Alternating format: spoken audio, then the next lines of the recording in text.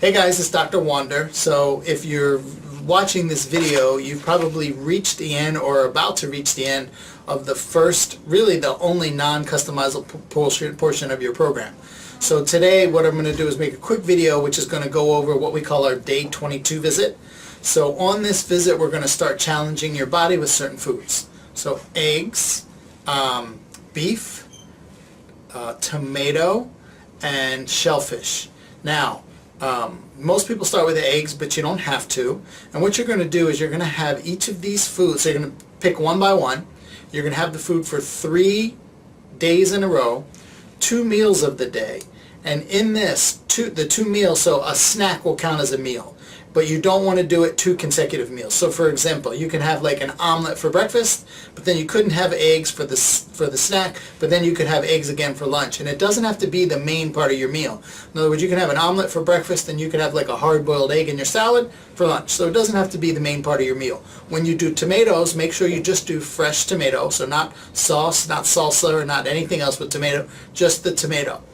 Shellfish each one has to be its own food. So if you're going to do shellfish, it's shrimp would be one food, lobster would be one food, clams, mussels, scallops, crab. I don't know if I'm missing any shellfish, but I think that's it. So each of those would be its own food. You don't have to try any of these foods. In other words, if you don't like it or you just don't eat them, then don't bother. But it is very important that you understand this concept, because when we add foods back into your diet, this is how we do it. So 3 days in a row, 2 meals of the day, but not consecutive meals.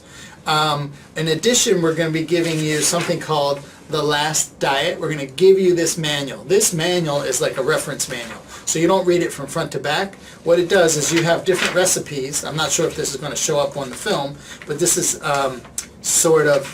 the table of contents, and you just scroll through, and if something looks good, then you can actually do that recipe.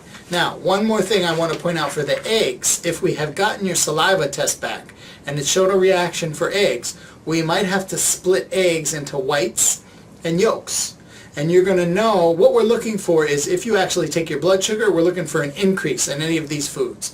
If you don't take your blood sugar, we're looking for any type of symptoms that occur. So maybe fatigue, dizzy, brain fog, your stomach hurts, flatulence, indigestion, heartburn, anything like that. Now some people say, well, I'm having those things anyway, it would be worse. Okay? Another thing to point out is if that food is good, in other words, you don't have any problems with it for the 3 days, then you can put that in your repertoire and you can have as many as you want. Okay?